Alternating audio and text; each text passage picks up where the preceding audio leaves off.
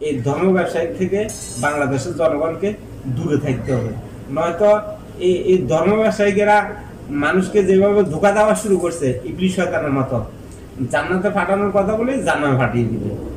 কয়েকটা গুরুত্বপূর্ণ কথা বলবো, আশা করি সবাই ভিডিওটা দেখবেন। ইবলিস শয়তান আমাদেরকে প্রতিনিয়ত ধোঁকা দিতে আছে।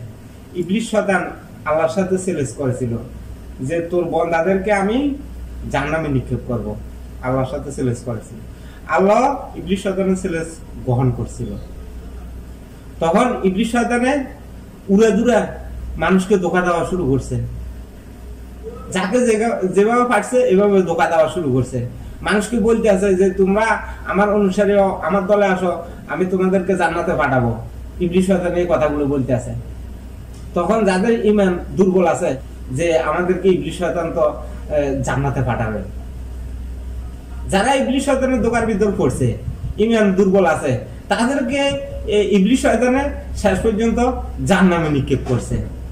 ইবলিস শয়তান আল্লাহ তাআলাকে বলতেছে, দেখো তোমার বান্দাদেরকে আমি জাহান্নামে নিক্ষেপ করতেছি। তো আল্লাহ তাআলা বলছে যে আমার প্রকৃত ঈমানদার, যাদের ঈমান মজবুত আছে, তুই তাদেরকে কখনো জাহান্নামে নিক্ষেপ করতে পারবি না। তুই যাদেরকে জাহান্নামে নিক্ষেপ করছস, তোর ধোঁকার বিরুদ্ধে পড়ি যারা তোর অনুসারী হয়েছে, তারা প্রকৃত মুসলমান না, তারা ঈমানের ঘাটতি আছে, এই কারণে তুই তাদেরকে জাহান্নামে নিক্ষেপ করছস। যাদের ঈমানের ঘাটতি থাকবো, আল্লাহ তাআলা তাদেরকে জাহান্নামে নিক্ষেপ করবে। তো একমাত্র শয়তানকে দিয়ে যাদের ঈমান দুর্বল আছে তাদেরকে জাহান্নামে নিক্ষেপ করতে আছে। তো আমাদের ঈমানি পরীক্ষা নিতে আছে আল্লাহ তাআলা। বাংলাদেশের ভিতরে ইবলিস শয়তানের বংশধরেরা এখন বর্তমানে জান্নাতের টিকিট বেচতে আছে, যে বাংলাদেশের জনগণকে তারা জান্নাতে পাঠিয়ে দিবে। কিভাবে জান্নাতে পাঠিয়ে দিবে? তাদের দলের অনুগত্য করলে নাকি তারা বাংলাদেশের জনগণকে জান্নাতে পাঠিয়ে দিবে। তো ইবলিস শয়তানের অনুসারীরা আজকে বাংলাদেশের জনগণকে জান্নাতে পাঠাচ্ছে। ইবলিস শয়তানের যেরকম ধোঁকা দিত, তারাও ধোঁকা দিতে আছে। জান্নাতের কথা বলে শেষ পর্যন্ত যাদের ঈমান দুর্বল আছে, তাদের এই ধোঁকার ভিতরে পড়বে, তাদেরকে তারা শেষ পর্যন্ত জাহান্নামে নিক্ষেপ করবে। কারণ জান্নাতে পাঠানোর একমাত্র ক্ষমতা আছে আল্লাহ তাআলার। যার ঈমান মজবুত থাকবে তাকে আল্লাহ তাআলা জান্নাতে পাঠাবে। এছাড়া এর ব্যতীত আর কারো ক্ষমতা নাই জান্নাতে পাঠানোর।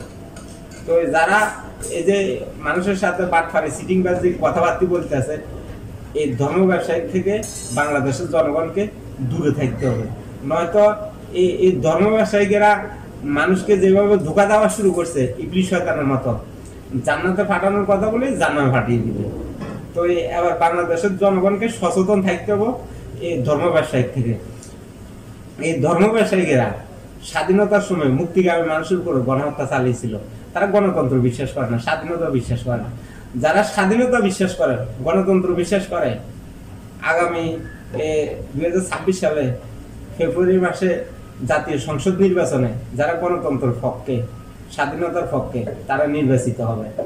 আর যারা স্বাধীনতা বিরোধী, তাদেরকে জনগণ প্রত্যাখ্যান করবে।